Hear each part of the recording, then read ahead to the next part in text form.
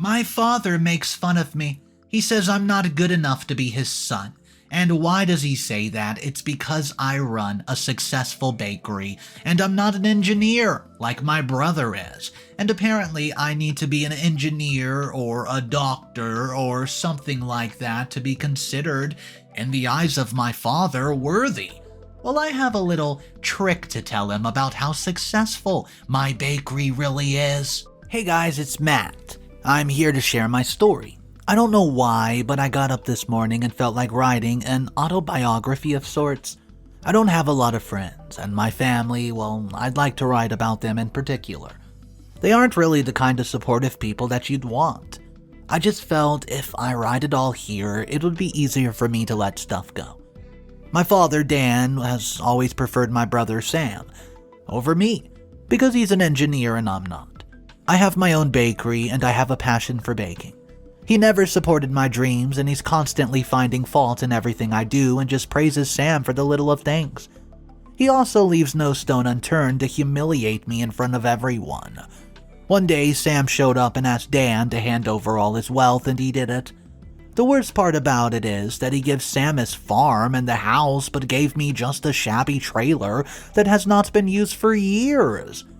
I felt so insulted by his actions that I decided to cut my father off completely and disown him. Now I call him Dan instead of Dad. I thought it would be the last I'd hear of them, but it turns out Sam is not the person he told his father that he was. He was just pretending to be an engineer and did not just lie to us but scam so many people. When he got caught, he expected me to bail him out, see. Sam was left to compensate so many people, so he decided to sell the very house Dan gave him, but still lived in. Now, Dan was rendered homeless and Sam had just disappeared. Thank you so much for trusting his beloved son. I saved his butt for letting him live in the very trailer he gave me, except I put forth the condition that he pays rent. You might have a lot of questions about why he hates me and prefers Sam. I'll start from the beginning explaining everything. You see, Dan has a typical narrow mind, manly-minded kind of belief type thing. Obviously, he has a huge, misogynistic. My mom wasn't really the best cook. She was an amazing parent and a dutiful wife, but she could never impress Dan with her cooking. She loved me and Sam equally and was not biased like father. I wasn't really bright in academics like Sam was. See, Dan never completed high school and wanted his son to have degrees.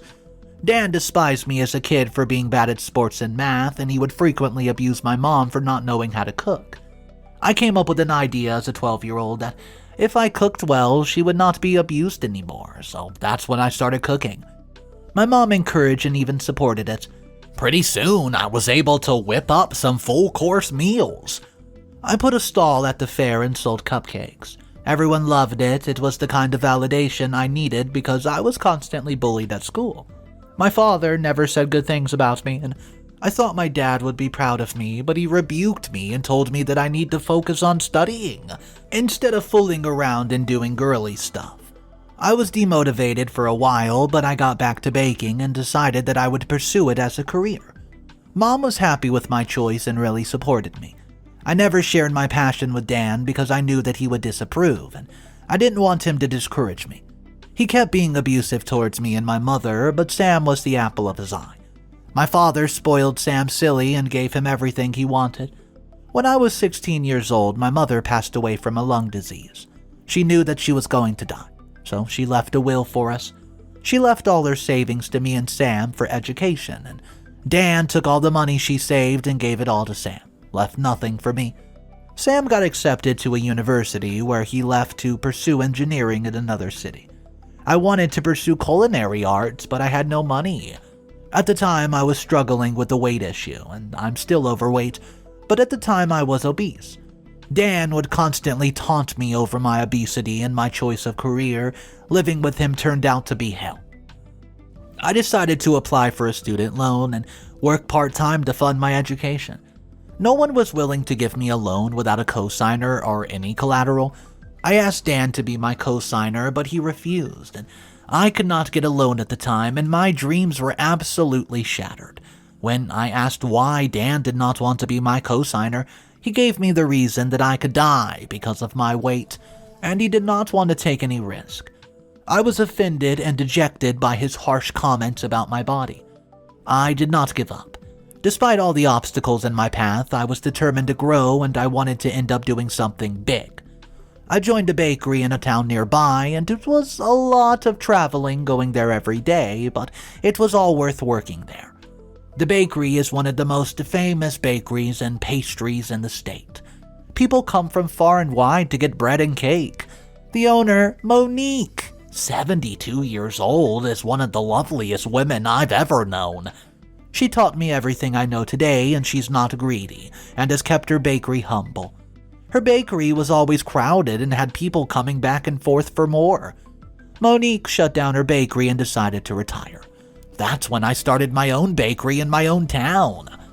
Initially, it was a small establishment, but I'm not gonna lie, it became very popular as it was the first pastry in town. The bakeries brought French-style bread and cakes to our town, and everybody loved them. People poured in every day, and my bakery became popular in the neighboring towns as well.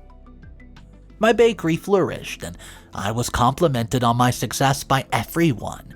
Sam had his degree and worked in the city that he got his degree from.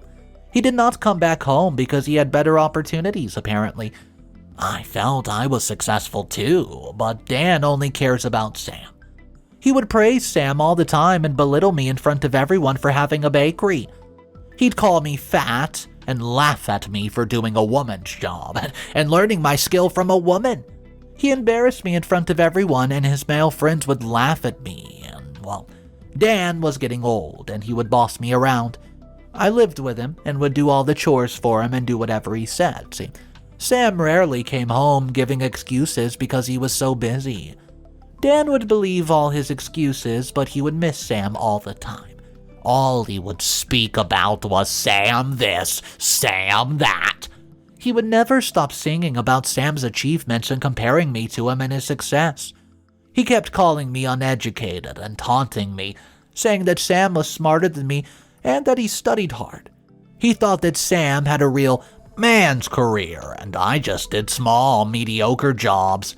Well, Sam came home for Christmas after a really long time, and the fact that he suddenly decided to come home was really strange. Dan expected me to be his butler or something because he would not even pick up his own glass. Dan forced me to be at Sam's beck and call at all the time, and I told Dan I had to go to work, and he shouted at me and told me a bakery was not more important than my brother, and no one comes to my bakery anyways. Dan literally celebrated the fact that Sam was home. He called all his friends and relatives for a party, and he kept praising and talking Sam up. When people spoke about my achievements and how good my bakery was doing, he just made a face. At dinner, Dan started making fun of my weight in front of everyone and made comments about my obesity. He said that I must be the one eating all the cake and that's why they all sold out so quickly. No one really found it funny, but Sam and Dan were laughing out loud even if no one was joining them. Some others were just awkwardly and forcibly letting out a laugh. They also made fun of the fact that I was single and was going to be alone for the rest of my days. Sam boasted about how he's not ready to settle down yet and that he has multiple partners in life. Dan encouraged him and called him a Casanova. I don't think Dan knows anything about a Casanova. I feel bad about, well, how the evening went and how I was the butt of all the jokes. I felt like I had no respect and, well, was contemplating leaving the house and moving somewhere else. The next day, Sam threw a fit and told Dan that his love for him was fake because he had not handed over the house to him yet. He asked him why he was waiting for him to die to give him the house. He accused Dan of not trusting him, and Dan immediately promised that he would give his son everything that he had and that he trusted Sam fully. He tried to console Sam by saying that he trusted him, but he didn't trust me. I was gravely offended, but did not say anything because I was too done with their drama. It was peculiar why Sam wanted the house and what he was going to do with it. Well, Dan obliged and signed all of his assets to us. I was shocked to discover that Dan gave the house and the farm entirely to Sam instead of giving us both an equal share.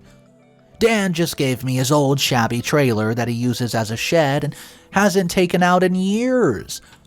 It wasn't about the money, it was about how much Dan had disrespected me over the years. He gave his assets and whatever my mom saved up entirely to Sam and left me struggling for every single penny. Not only did he not give me what I deserved, but he left no stone unturned to humiliate and embarrass me in front of everyone. Well, I packed my stuff and I left. I slept in the bakery for a couple days until I found myself in a nice studio apartment near my bakery. I'd never felt better. I'd only had to do my own chores, which were very minimal, and it was very near my bakery. I finally had time to myself, and I used it to work out and learn new techniques in baking. I'd finally saved enough money after years of hard work and was able to afford a shop. The shop owner decided to make a deal with me since I was interested, and I bought the shop too. It was a huge risk because I completely ran out of money. Now I have to pay rent from my house too. I was financially stressed, but I still had better mental health than when I lived with Dan. I was happier in general, and I was proud of myself for owning the bakery. I aspired to turn myself into not just a baker, but a good businessman, and was working on myself, which I had never done before. In a nutshell, you could say that life was going well despite having few problems in it. I brought new items to the menu that were unique, and my bakery started growing exponentially. People had started coming from very far away just to hear about my bakery.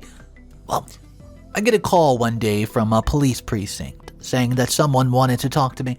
I was shocked and confused, and the call was from Sam, and he told me to come as soon as possible and not say a word to Dan. I got into my car and drove for 6 hours to reach him. He told me that he was falsely accused and that he didn't do anything. The police told me something that shook me to the core. Sam was not an engineer, and he had been lying to everyone the whole time. He's been posing as a freelance engineer who provides MEP services. All the services he has provided have turned out to be faulty. He gives everyone service at a cheaper cost, making it very lucrative. The plans he gave have caused various failures, including safety hazards. A lot of people's money has gone down the drain because of this. Sam's degree was forged, and he used the money Mom saved up that Dan gave him for his degree to forge documents. He used the rest of his money to start his business. He used YouTube as a reference for everything he did. He's been lying to everyone about being an electrical engineer, and all of this was hard to believe. I asked Sam to explain himself, and he continued to lie, saying that he was being framed. I bailed him out that day, and he returned home just to hide from angry clients. He kept getting threatening calls from angry people, as he had promised everyone that he'd pay them back and give them compensation so they would not sue him. Sam did not have the money to pay compensation at all, so he sold the house and the farm that Dan handed over to him. He didn't tell Dan that he was selling the house. He even took the money from Dan and lied to him, saying that he was investing it for him, and Dan had no clue what Sam was doing behind his back. I didn't want to intervene because I wasn't going to ruin the good thing. I knew that Dan's decision and blind faith in his son would bite him in the back one day. But it was happening sooner than I thought it would. Dan was ousted from his own house because Sam had sold the house and the farm without even warning him. By the time the new owners came to take their house, Sam had run away. The new landowners called the cops and had Dan leave the property or else he'd go to jail.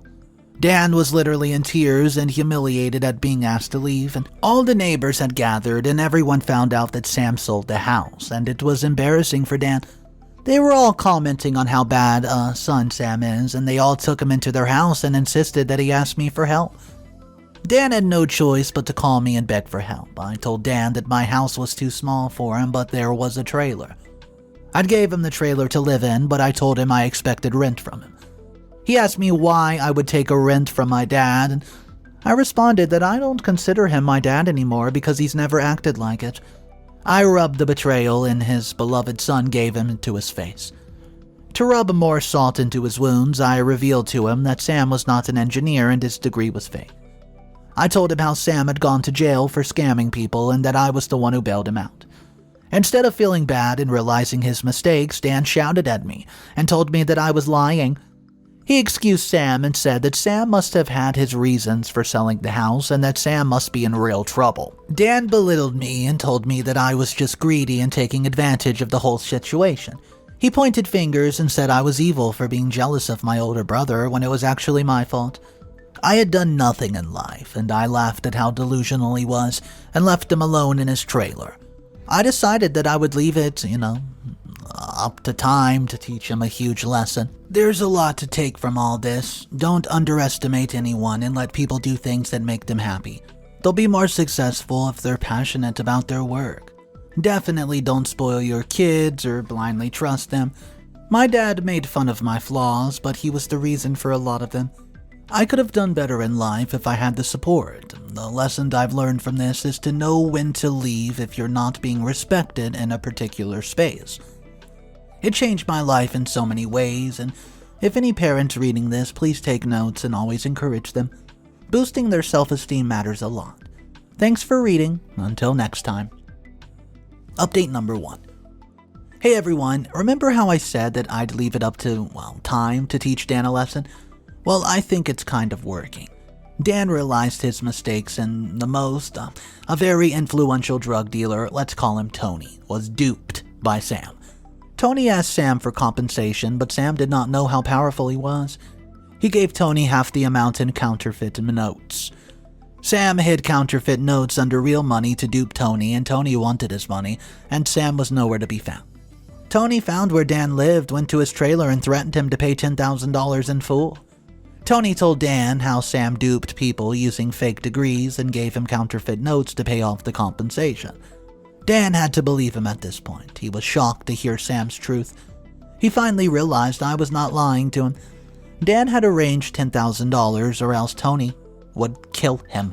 Dan tried to take a personal loan from the bank, but they told him that he needed a co-signer. Dan approached me to be his co-signer and told me that if he did not pay up, Tony would kill him. I refused and told him that he was too old and that what if he died or something. Karma really hits and history repeats itself.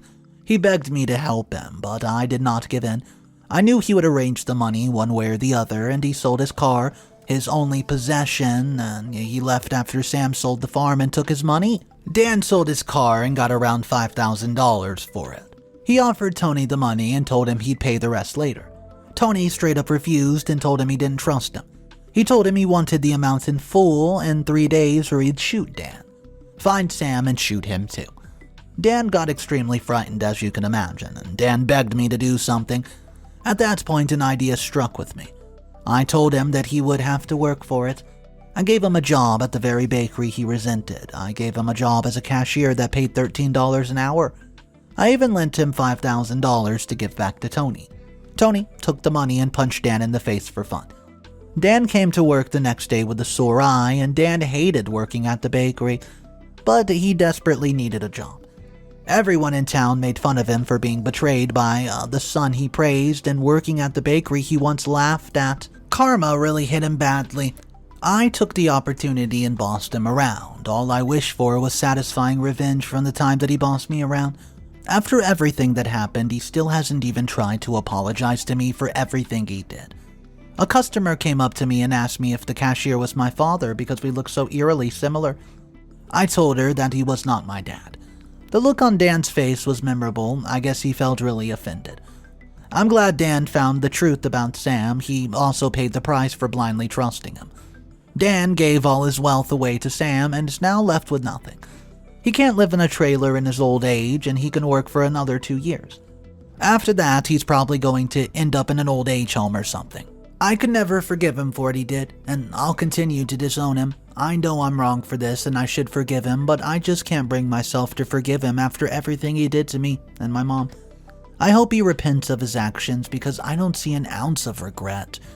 He still thinks he's entitled to me taking care of him and thinks I'm being cruel to him by asking him just to work for money. Anyways, that's all for now. Guys, thank you so much for reading. Update number 2. Hey guys, it's me, Matt, again. First of all, I'd like to thank you all for the immense support. I don't have many friends, so it feels good to have a platform where I can share all this. It feels good to let all these things out that have burdened me over the years. Of course, nothing can replace the experience of talking to an actual person, but all of this has helped a lot. A lot of you are probably wondering where Sam went and what he was doing, so let me give you some spoilers. Sam did come back, and yes, Dan did forgive him. Some people never change, I guess. Sam started his own secret business that was obviously illegal. He forged documents and passports, and he helped people create these fake identities and stuff. His business even aided criminals in escaping the country. He wasn't really under the radar, but a particular activity made the cops start looking for him. He helped a thief who stole cars escape the country. He was wanted in jail by the rich people whose car he stole. The police were intensively looking for him, and Sam forged a passport for him and created a fake identity to help him escape. In fear of getting caught, Sam immediately closed down everything and came running back home. He begged Dan to let him stay in the trailer with him, and after everything he's done, Dan was not going to let him in. But Sam pleaded and asked Dan just for a chance to explain himself, and I know how things went down because all this drama took place in my bakery. Dan lashed out at him and narrated how Tony made him pay and threatened to kill him. Sam explained that he was actually framed by Tony. He begged Dan to believe that he was actually an engineer and showed Dan his forged degree. He made up a story that he actually gave Tony to the cops, and that's why he tried to take revenge to ruin his life. Well, he gave the excuse that Tony threatened to kill him too, and that's why he sold the house and went into hiding. His story was utter crap, but Dan believed every single word of it. Dan took Sam into his trailer and he took money from Sam, gave me everything he owed me, and quit without notice. I had a lot of trouble hiring a new cashier at such short notice, but the trailer was too cramped for them, and Sam was a pain in the butt for old Dan. Now that I wasn't there, Sam ordered Dan around like he was his butler. After living with Dan for a couple days, Sam disappeared again one day. The police found out where Sam was hiding, but Sam ran away before the police got to him. The police took Dan into custody to ask questions about Sam, and they really ratted him out. But Dan did not know anything. They refused to let him go and would not even let him call himself a lawyer to bail himself out. They tried to get information out of him, but since Dan didn't know much, they let him go when they were convinced he was innocent. The police told Dan about what Sam had been up to and why they were looking for him. Dan was upset about the fact that he had been fooled by Sam again and that I was right all along. Dan went back to the trailer, but now he didn't have a livelihood anymore. After trusting Sam, I decided to give him back the trailer out of pity. Now he's left to find a job for himself at this age. Poor old thing. Dan should have never made the mistake of trusting Sam after everything that happened. At this point, Dan is just stupid, and he deserves what he got for his stupidity. I gave Dan an opportunity, and he just threw it away. I don't know what he's going to do now or how he's going to get back on his feet, but I'm definitely not going to help him. That's for sure. Update number 3. Hey, again, so it's pretty obvious that everybody wants to know whether the police got Sam or not. I know he's my older brother, but I was secretly praying that the police would get him. Before I got into that, I would like to just address the questions that you all have about me. This was going to be about my journey, but it turned out to be exclusively about my father and my brother and how they treated me. I feel it was just a way to let it all out. I'll write about making my baking journey and about my weight loss journey, and I really want to raise awareness about how fitness has helped my mental health, and how I went from being obese to being fit. I feel there's a lot of inspirational fitness journeys out there, but I want to share mine because I believe there's not just one way we need to decide what's comfortable for us. I wanted to talk more about my baking because writing here has given me a lot of relief, and writing about my passion would definitely make me feel better. I learned from the comments that you would definitely read about my baking, so in the near future I might be posting about it. So coming back to what happened to Sam. Well, as you know, the police were leaving no stone unturned in looking for him. He knew he was going to be caught and needed to escape, so he forged a passport for himself and tried to flee the country. Obviously, he's not very clever and he got himself caught immediately. He was taken by the cops and Dan and I were informed about it. All the evidence was against him and it was proven that he was a criminal. Dan was literally in tears through his trial and I decided to be a little supportive, so I went to see him in jail along with Dan. It's funny because he was still claiming that he didn't do anything and that he was falsely accused. The audacity Sam has this time, Dan did not believe his bullcrap and told him that he knew he was lying. Dan gave him a piece of his mind in jail and condemned him for being the reason he lost everything, and now he has to live in a trailer with no money. I did not get the opportunity to say a word to Dan, but I told him, take care in jail. So, we know how the story ends with OP cutting ties completely, and I just want to know your thoughts on it because this story was so full of drama. I mean, this was a family dynamic that you can't even make up. Wild.